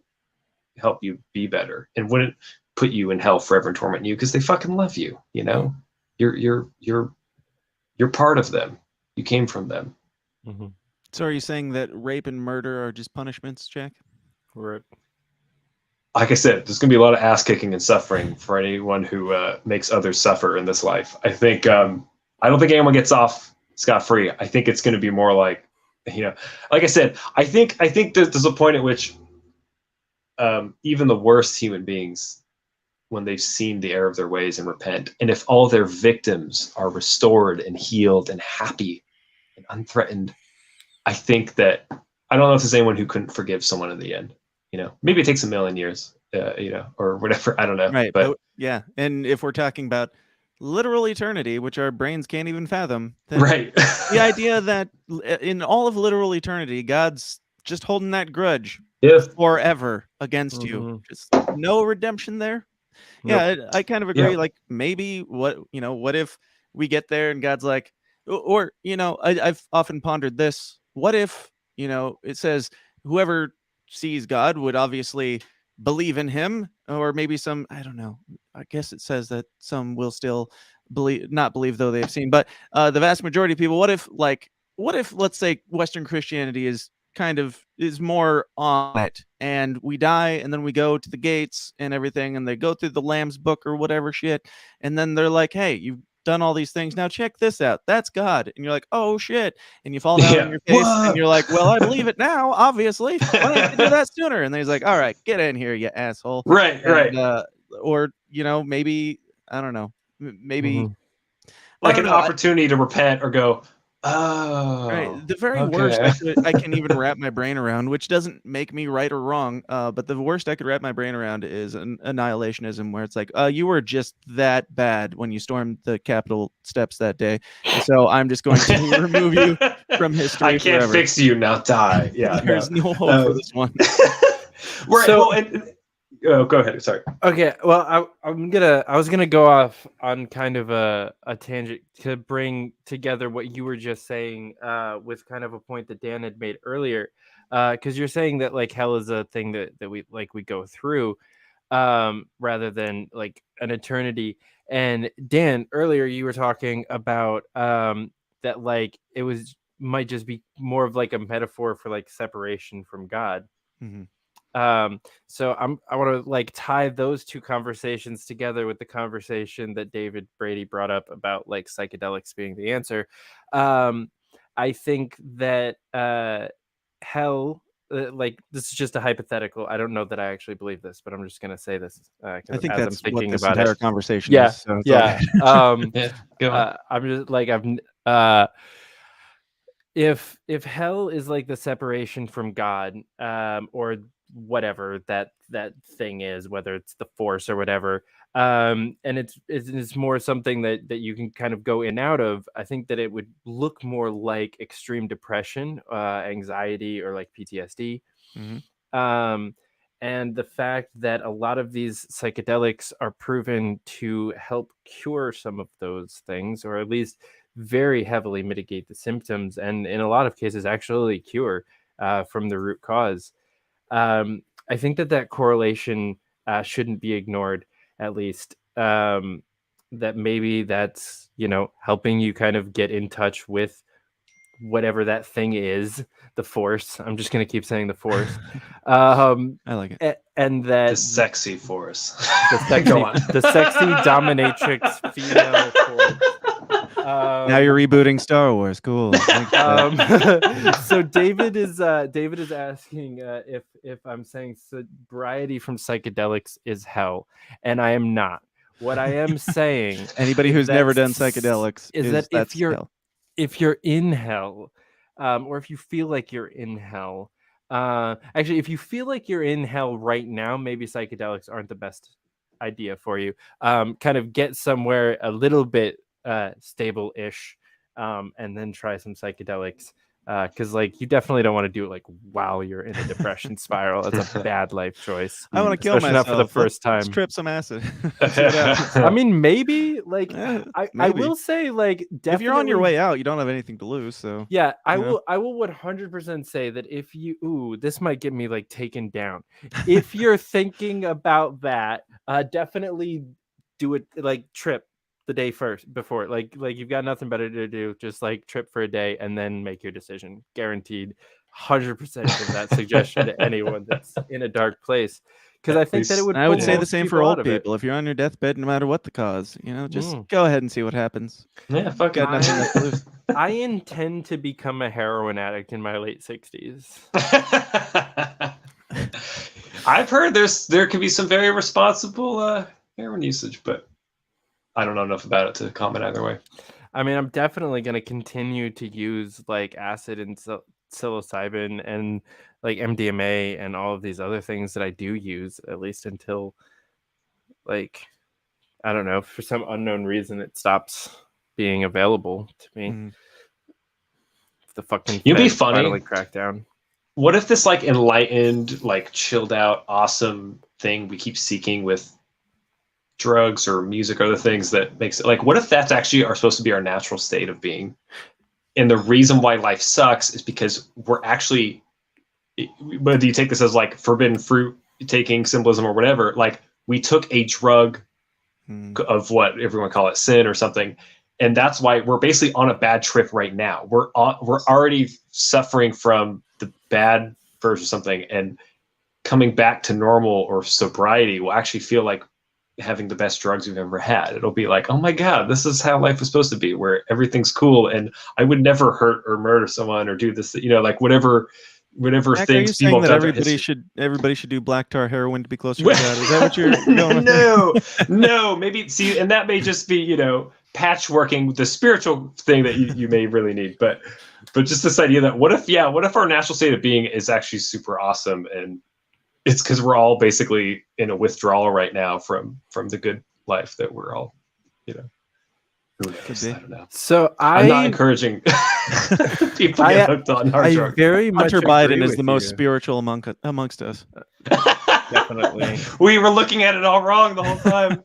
Hunter, we're enlightened. sorry. Yeah. Smoking the Lord's cheese.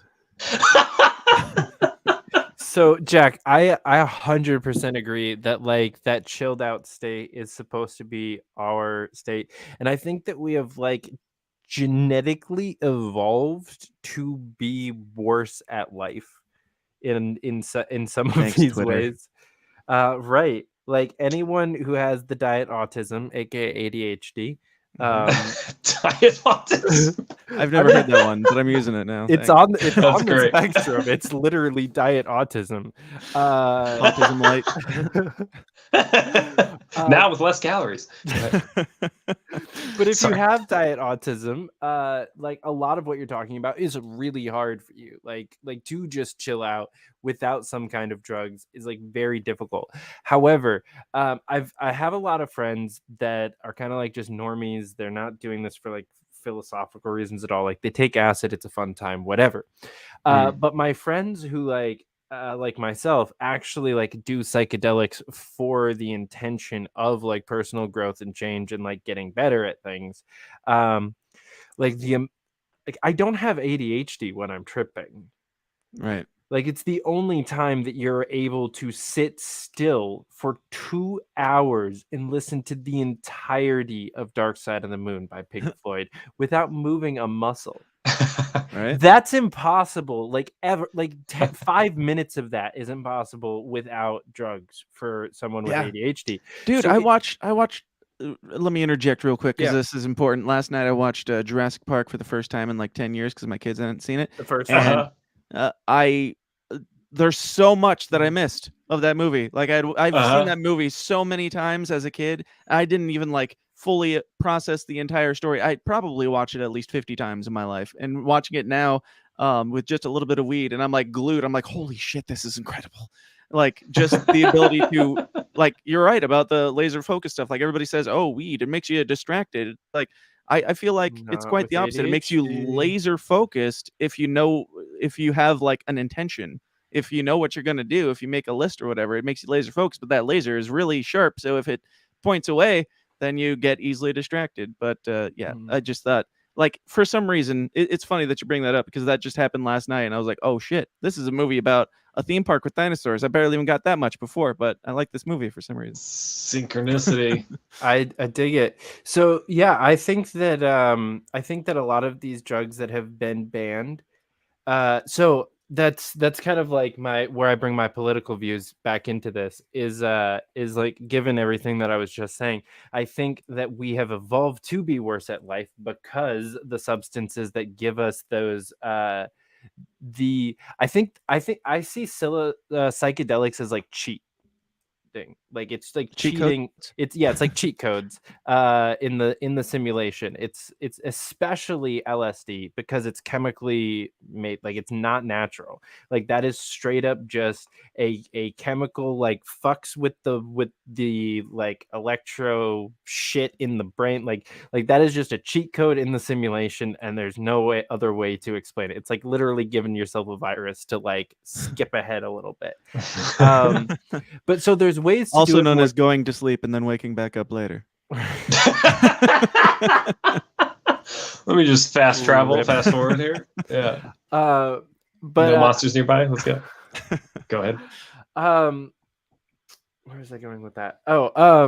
So I think that like there's ways to get there naturally, but it's a lot easier to get there. And it kind of like helps you get there if you have like cannabis or psilocybin or even like DMT. And the fact that those have been like extremely unavailable for about a century now is why like we've gone so far the opposite direction, and like we're about but to alcohol is still perfectly fine. That's praised like in our literal society for some reason. poison. Yeah. Yep. Kill the brain cells. Don't mold expand them. them. Yeah. I like this idea that, it's funny that the evolutionary model is this idea that, we keep improving over time and that we evolved and all that, right? So the idea that, we were primitive and stupid in the past, and the future is, we're changing and evolving. You see this kind of transhuman agenda stuff going on. But it may be the opposite is true, that we were actually way more in tune with shit and brilliant. Our ancestors were smart as fuck. They weren't a bunch of dummies, like there's periods of ignorance in other times, but like they were flying the Nephilim spaceships around to make the pyramid. Right? Yeah. They may have been 10 feet tall for all we know. Like, I mean, there's some cool shit that maybe we're missing out on because we're basically like the dumbed down, Hobbit. For not to disparage hobbits, but let's say the as time goes on and we have more, mutations or problems or whatever is going on to poison us, it's making us less human. We're losing touch with something from our deep past that we forgot about. Okay, before I let anyone respond to that, I just want to point out the fact that we have told I don't know how many like semi like racist or sexist or something jokes, and the only one that I've heard a caveat for was like not to disparage hobbits. Yeah, for the hobbits out there. Peter Dinklage is somewhere. I think because of canceling the show as we speak. Pull No, up the only- petty ladder. Dude, only Peter Dinklage for being a show. fucking ass with his comments on that shit recently. Yeah, Isn't it great that Peter Dinklage plays a giant? Isn't that misrepresentation in Thor? Isn't he taking jobs away from perfectly good giants? Yeah. No, I know. I had a moment of guilt because I thought right. hobbits are great. I was like, hobbits are sweet. You know, I was like, that's not the analogy I'm going for. Yeah, that's all I was getting at. But yeah, we've devolved over time, not evolved. Yeah, that's a good way to put it. Yeah. Maybe be careful these days. And the hobbits got high as fuck, so they were clearly more advanced. They knew what was up. They were like in touch with shit. They were just chilling in the Shire. They were vibing. It was great. It was great. That wasn't tobacco in Gandalf's pipe. Yeah, Let's be honest. No, not even a little bit. No. That is straight DMT. Yep. A wizard is never late, nor is he early. He got here 3 days ago on a bender, and I don't know what happened. I disappeared for a bit. I don't know. I think it's magic. I love it. God, we can talk giants and Nephilim and shit too if we want. I'm telling you, man, you get that flat door open, you start asking some serious questions. There's a lot. Man, Who knows? so We'll see. guys, I wasn't aware that these guys necessarily knew each other when I set this up, and if the group chat that we've had for the last week was any indication, I knew that this was going to be a great fucking conversation.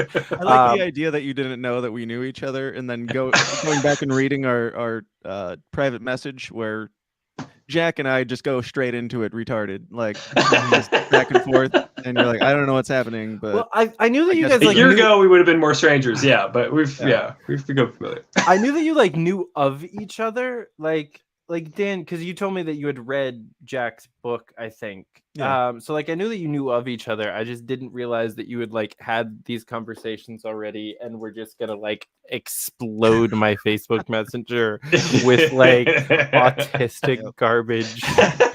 hey, if you don't take things too Diet seriously, life autism, is hold on, fun. And that's something Jack and I have in common. I don't even agree with Jack on everything, but if you don't take life too seriously and you understand that you don't know everything, then you can have some fun. We have fun. Jokes. Yeah. So my sister's chiming in saying that the DMT is why the ring didn't affect the hobbits and why they were able to. Yeah. So why didn't Gandalf want Frodo to tempt him with the ring then? He should have been more than fine. He was the one passing the DMT around. Yeah. 100% debunked. Thank you. Rip to the sis. But yeah, I'm really a fan of this kind of like, I'm gonna throw the banner back up, anarcho-spiritualist.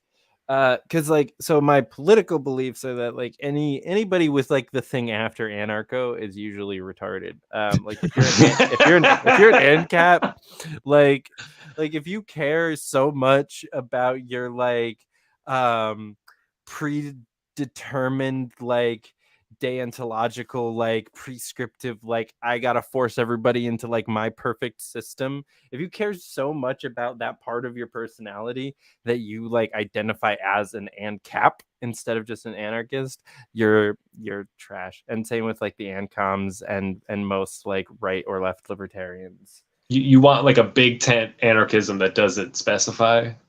Right. I would probably call myself either or maybe depending on the conversation, maybe a minarchist. Like I've been having these conversations with like Republicans and stuff, and I'm just like I don't have all the answers for everything, and it's the same as fucking my stance on religion. Like I can say that I'm an anarchist, and hypothetically, like I hope that everybody goes to heaven when they die and everything's flowery and happy, but that doesn't change what is. So like I'm an anarchist on paper, but it's like if we get down to it and this isn't working, maybe defense, maybe whatever, like there's a conversation to be had. But we're like nitpicking over that bullshit when the world is going to like we're so far away from even the most like happy conservative Republican land, and I'm like, let's get us there and then I'll just keep going and we can talk after that. So I don't think like I take offense to your ANCAP statement, sir. But you and David a Brady. Big umbrella. He's like already includes all these little ones. So as an ANCAP, I have never been so offended by something I would 100% agree with. Right, like I would. That's like that meme. What is it like? In conversation, I would say I am an ANCAP probably or an anarchist. I use them kind of interchangeable. But that's it's the closest I can describe myself. I'm not going to get offended if you care. Yeah. I only say Hank ANCAP to Reardon- clarify between ANSOC or COM. Or, it's like I'm as free market, non-forest, voluntariist, whatever as you get in that regard. So Hank Reardon in the comments, anarchist without adjectives. That's like, if you make me actually like go further than anarchist, like that's what I'll say. Like, Are your anarchist without adjectives in your bio, bro? I was gonna say, are you saying that like ANCAPs and the rest? It's like we're having our like pronouns in our bio for our political beliefs, basically. Basically. So I got I had Jeremy Kaufman on the show probably like three and a half weeks ago now, Ray. I'm a terrible person. I can't be here. I disavow. Okay. Irrational and retarded. I actually got that episode. It was good. I liked it. Yeah. Thank you. But then you saw that in that episode, he was like, I'm pro-communist, I'm pro-fascist, I'm pro-everybody. Like, I don't care. And he kind of went into that like anarchist without adjectives thing of like, there is because he takes it to a level, and I agree with him, but he articulated it very well in that episode. So I'm gonna kind of copy him here. He takes the anarchism to a level where like caring about what's going on in California as a New Hampshireite or whatever the fuck they call themselves is the same philosophically as like wanting like a regime change war as like an American in the Middle East. It's like, why? Like, nope, doesn't fucking matter to me. Like, until you are like encroaching on my property and stealing from my property and my money and like trying to tax me or force me into something, like, I do not give any fucks. Agreed. And that is I think that's the philosophical like anarchism and libertarianism that some people actually hold dear to their hearts. Most of the LP doesn't fucking understand because they still want to like take over politics to force their ideas onto other people. Right, like we just want the right to exit these systems. We're like, you can have your systems and your taxes and your dumb, stupid ideas. Exactly. Just leave us out of it. And this is where I defend the libertarian angle, which is just like, it's right, defensive political warfare. It's like, just let us be free from the system, and so others can decide to create systems if they want. But no, I'm with you though, because it's not like we would care to go crush other regimes. We just want a place for people to go to. Whether that's geographically or just like a kind of in that kind of ANCAP-ish way of like just the right to exit and withdraw your money from a system and go, I'm going to voluntarily, give to these services and that, and just live in my own kind of separate citizenship status that's different from all yours, much like I like the idea that politics could transcend geography at some point, much like people can have multiple phone carriers and providers and live in the same building. They don't need to like vote on which cell phone, they're all going to share and use based on a vote every 4 years. It's like people in theory should be able to just live amongst each other and pay or not pay for certain services or protections or things. And it'd have nothing to do with, geography or your jurisdictions or all that, it would just be kind of free flowing, almost a bunch of overlapping, kingdoms that, we kind of have that right now with every single product having to take a stance on politics. Like we have a Republican pillow and we have a Democrat pillow that failed because communism sucks. And like take the red pillow, right? Skittles are taking stances on political issues and cultural issues. Like we do to some degree. We have like multiple economies kind of working, or I guess it's just demographics, but there are certainly companies that pander to certain individuals and push more in that direction. So, yeah, 100%. And I agree with you, Jack. Like I think that's like the future all anarchists want, right? Like that's the ideal. And ANCAPs can want that too, asshole. Which is my fucking point, though. That's mine too. Point. Let's keep arguing. Let's make this a fight again. Come on, let's go. All right, let's go. Make Fight Club fight again. My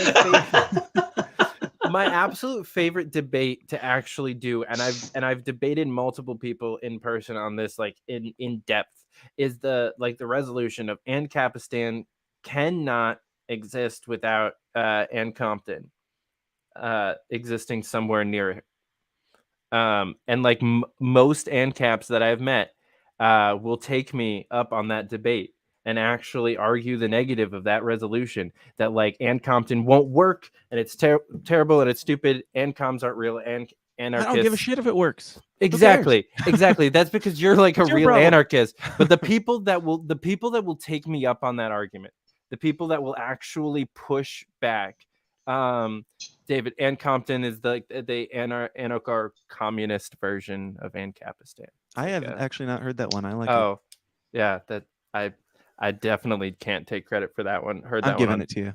All right, sweet. I like that. No, I've once described it too as like you could have these minarchist or socialist city states and then the anarchist wilds, where like it's like as long as everyone had the right to enter or I guess to exit whichever system, it's like who cares, right? I mean, as long as you're not preventing people from leaving their city state to go into the anarchist wilds if they decide they don't like it, like just that's all we're asking for, right? It is an ocean of anarchy to sail freely as pirates or whatever, and for the land lovers who want to stay on land, they can.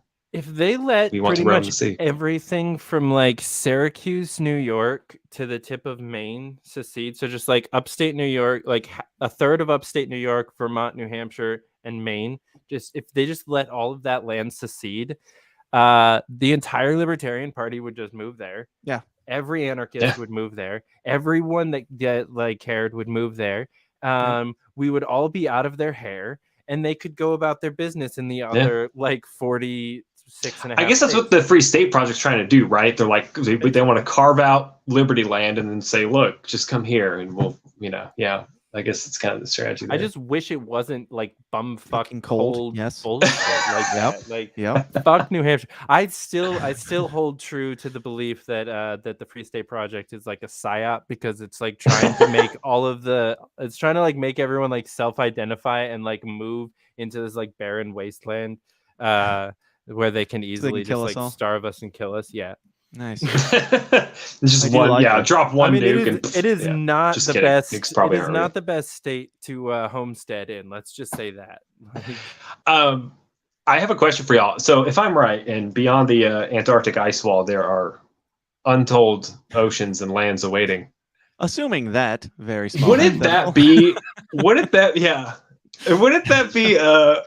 Why they would want to keep that from us? Because if we knew there was just unclaimed free oceans and land for fucking ever out there, we would just all fucking up and leave these slave systems.